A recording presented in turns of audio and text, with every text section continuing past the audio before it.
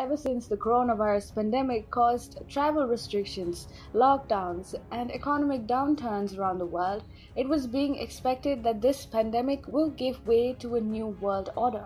China is being accused of causing the pandemic by mishandling the COVID-19 outbreak and covering up its severity. The Chinese regime did so with the help of its authoritarian regime, where the voices of doctors and citizen journalists were muzzled. It did so with its deep influence in the WHO, which helped bluff the world. And now it has resorted to acts of aggression in the time of the pandemic, be it in Hong Kong, the South China Sea, or the border with India.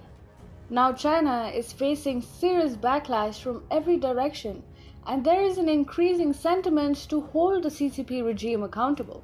Beijing fears a shake-up in the global equations, and its fears have come true as Donald Trump has proposed to expand the G7 by inviting Russia, India, South Korea, and Australia to join the group of most advanced economies. This is a clear sign of the New World Order, which is here as the expanded G7, consisting of G7 countries and India, South Korea, and Australia.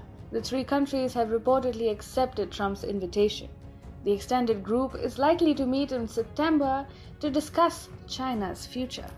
This comes days after Trump called for the expansion of the quote-unquote very outdated group and said that the meet would now be held in September or November, where India, Russia, South Korea, and Australia should also be invited. The president had said that countries like India, Australia, South Korea, and Russia should also get representation in the grouping, and it should be called the G10 or G11. Trump said, "I'm postponing it because I don't feel that as a G7 it properly represents what is going on in the world."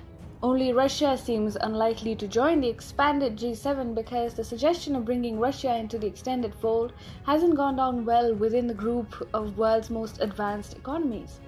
The UK and Canada have opposed Trump's invite to Russia. Russia was excluded from this group, earlier called the G8, in response to its invasion of Crimea. Moreover, Beijing and Moscow have been showing a sense of camaraderie amidst the ongoing pandemic, and it doesn't sound reasonable for Putin to join a group that is clearly aimed against China.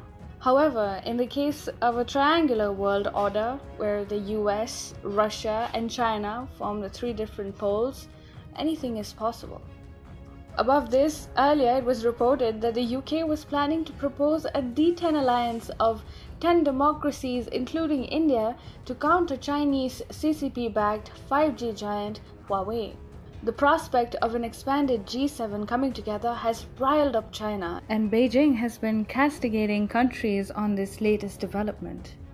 Chinese Foreign Ministry spokesman Zhao Lijian has said, "China believes all international organizations and conferences should be conducive to mutual trust between countries, to upholding multilateralism, promoting world peace and development." He added that, "We believe this is a role of the overwhelming majority of the countries in the world. Any attempts to seek a small circle against China is doomed to fail and is unpopular." Clearly, the expansion of the G7 with an eye on Beijing hasn't gone down well with China. China knows that this group of high-income countries can hurt it like never before. These countries can easily use their economic prowess to keep China out of the supply chains and harass its exports-based economy.